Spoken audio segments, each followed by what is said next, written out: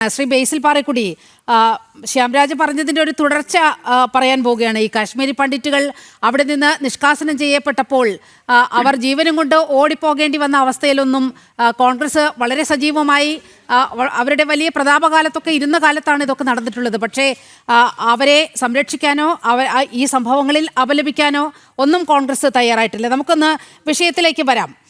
ഇപ്പോൾ ഈ V D സതീശനെ കുറിച്ചാണ് ശ്യാംരാജ് പറഞ്ഞുകൊണ്ടിരുന്നത്. ഇപ്പോൾ ഈ UDF-ന് അധികാരം കിട്ടാൻ പോകുന്നു എന്ന് പറയുമ്പോൾ മുഖ്യമന്ത്രി സ്ഥാനത്തെ ചൊല്ലി വലിയ കലഹം നടക്കുകയാണ്. ഒരു സൈഡിൽ വി ഡി സതീശൻ, മറുതലയ്ക്കൽ KC വേണുഗോപാൽ, ഇതിനിടയിൽ രമേശ് ചെന്നിത്തല. ഈ മൂന്ന് പേരിലേക്ക് ഈ മുഖ്യമന്ത്രി പദം സംബന്ധിച്ചുള്ള ചർച്ചകൾ ഇങ്ങനെ കൊഴുക്കുകയാണ്. അപ്പോൾ ദാ വരുന്നു, വളരെ കൃത്യമായി വി ഡി സതീശന് പിന്തുണ ലഭിക്കുകയാണ് പാണക്കാട്ട് നിന്നും.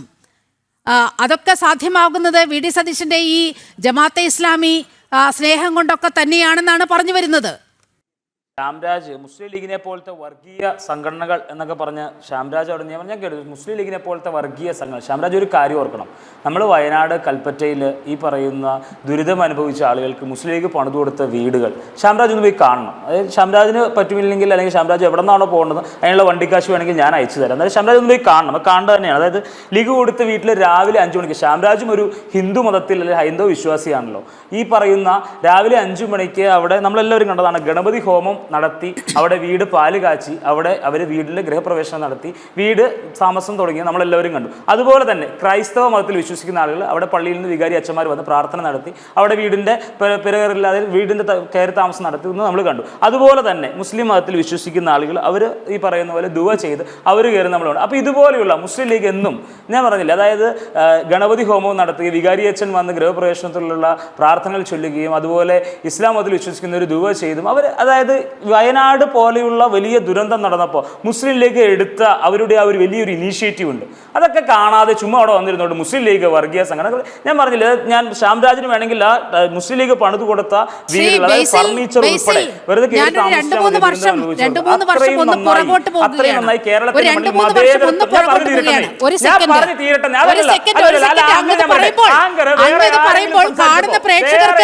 മറ്റൊരു സംഭവം കൂടി ഓർത്തു വെക്കണം.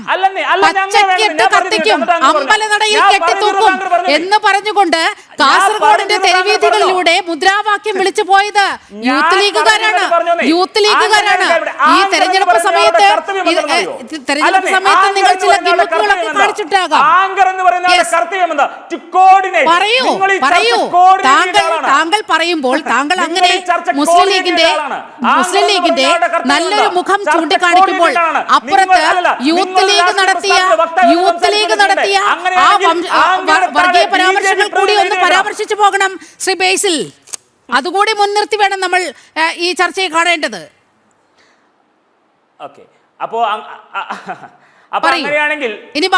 അങ്ങനെയാണെങ്കിൽ ഈ പറയുന്ന ഗുരുവായൂർ മത്സരിച്ച് BJP പ്രതിനിധി നടത്തിയ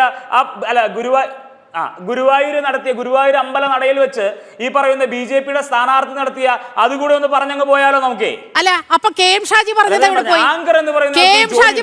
പോയി? മതമാണ് പ്രശ്നം.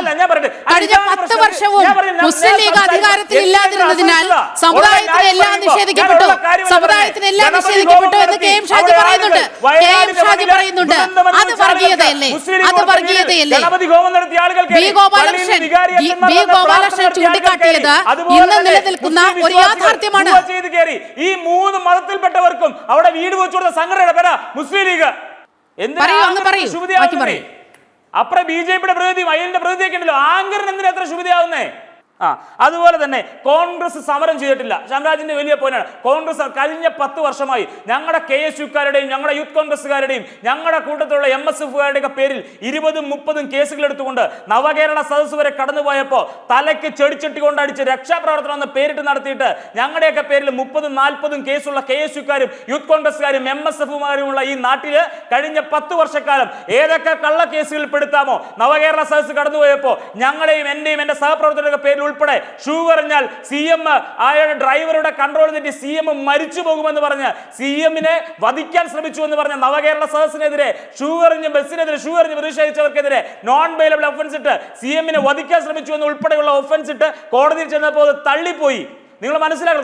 അങ്ങനെയുള്ള കള്ള കേസുകൾ വരെ പെടുത്തിക്കൊണ്ട് ചെടിച്ചട്ടി കൊണ്ട് തലക്കടിക്കുന്നു, ആളുകളെ ചവിട്ടി കനാലിലിടുന്നു. ഞങ്ങളുടെ അവിടെ യൂത്ത് കോൺഗ്രസിന്റെ ഭാരവാഹികൾ ഉൾപ്പെടെ വലിയ രീതിയിലുള്ള അക്രമം അഴിച്ചുവിട്ടുകൊണ്ട് നടന്നപ്പോ പ്രതിരോധത്തിന്റെ കവചം തീർത്തവരുടെ പേരാ യൂത്ത് കോൺഗ്രസ് എന്ന്, പ്രതിരോധത്തിന്റെ കവചം തീർത്തവരുടെ പേരാ കേരള വിദ്യാർത്ഥി യൂണിയൻ എന്ന്, പ്രതിരോധത്തിന്റെ കവചം തീർത്തവരുടെ പേരാ MSF എന്ന്, പ്രതിരോധത്തിന്റെ കവചം തീർത്തവരുടെ പേരാ മുസ്ലിം യൂത്ത് ലീഗ് എന്ന്. അതുപോലെ ഇങ്ങനെയുള്ള പ്രതിപക്ഷ വിദ്യാർത്ഥി സംഘടനകളും പ്രതിപക്ഷ യുവജന സംഘടനകളും ഒരുമിച്ചിറങ്ങി സമര പോരാട്ടങ്ങൾക്ക് നേതൃത്വം കൊടുത്തുകൊണ്ട് കഴിഞ്ഞ 10 വർഷക്കാലം ഈ കേരളത്തിന് മണ്ണിലെ സമരം നടത്തിയത്. എന്നിട്ട് ശബരിമലയുടെ കേസിൽ സമരം ചെയ്തിരുന്ന കോൺഗ്രസ് ആടളിത്തം കോൺഗ്രസുകാരന്റെ പ്രതിപക്ഷ നേതാവ് ഉൾപ്പെടെ KPC പ്രസിഡന്റ് ഉൾപ്പെടെ കോൺഗ്രസിലെ എല്ലാ നേതാക്കന്മാരും ഇറങ്ങി നിന്ന് സമരം ചെയ്തു ശബരിമല വിഷയത്തിൽ.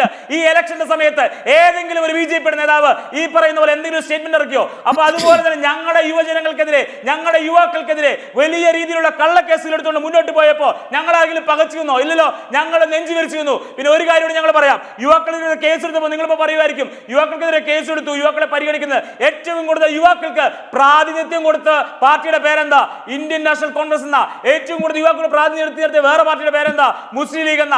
ഞങ്ങൾ അഭിമാനത്തോടെ തന്നെ പറയുന്നു, കഴിഞ്ഞ 10 വർഷക്കാലം എങ്ങനെ ഒരു പ്രതിപക്ഷ വിദ്യാർത്ഥി സംഘടന പ്രവർത്തിക്കണമോ, എങ്ങനെ ഒരു പ്രതിപക്ഷ യുവജന സംഘടന പ്രവർത്തിക്കണമോ, അതിന്റെ അങ്ങേയറ്റം ഞങ്ങൾ എല്ലാവരും പ്രതിരോധം തീർക്കാൻ, സമരം തീർക്കാൻ ഞങ്ങൾ കഴിഞ്ഞിട്ടുണ്ട്. അണ്ട് കോൺഗ്രസ് സമരമുഖത്ത് ഉണ്ടായിരുന്നില്ല പോലും എന്ന് വർത്താനം പറയുന്നത്. പിന്നെ ഒരു കാര്യം കൂടെ പറയാം, ആങ്കർ പറഞ്ഞല്ലോ, CM-ന്റെ കാര്യം പറഞ്ഞല്ലോ.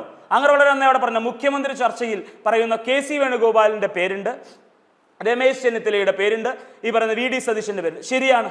ഞങ്ങളുടെ പാർട്ടി, ഞങ്ങളുടെ പ്രസ്ഥാനത്തിൽ 3 പേരുടെ പേരിപ്പോ കേരളത്തിന്റെ മുഖ്യമന്ത്രിയായിട്ട് വരുമ്പോൾ സ്വാഭാവികമായും ജനാധിപത്യമുള്ള അല്ലെങ്കിൽ സ്വാഭാവികമായും അഭിപ്രായ സ്വാതന്ത്ര്യമുള്ള ഒരു പ്രസ്ഥാനത്തിൽ ഞങ്ങളുടെ 3 നേതാക്കന്മാരുടെ പേരിപ്പോ മുഖ്യമന്ത്രി ചർച്ചകളുമായിട്ട് സജീവമായിട്ട് മുന്നോട്ട് പോകുന്നത്. ഞങ്ങൾ ആരും അതിനെന്ത് പറയുക ഇല്ല എന്നൊന്നും ഞങ്ങൾ പറയുന്നില്ല. പക്ഷെ ഒരു കാര്യം കൂടെ ഞങ്ങൾ പറയാം, ഞങ്ങളാണ് അധികാരത്തിൽ വരുന്നതെന്ന കാര്യത്തിൽ ആങ്കർക്കോ ഈ ഇരിക്കുന്ന ബാക്കിയുള്ള 3 പാനലിസ്റ്റുകൾക്കോ ആർക്കും ഒരു സംശയമില്ലോ. ഞങ്ങൾ അധികാരത്തിൽ വരുമ്പോൾ മെയ് 4-ന് തീരുമാനിക്കേണ്ട കാര്യമാണ്. ഇപ്പോൾ പാണക്കാട് നിന്നും പിന്തുണ കൊടുത്തത് VD സതീശനാണ്.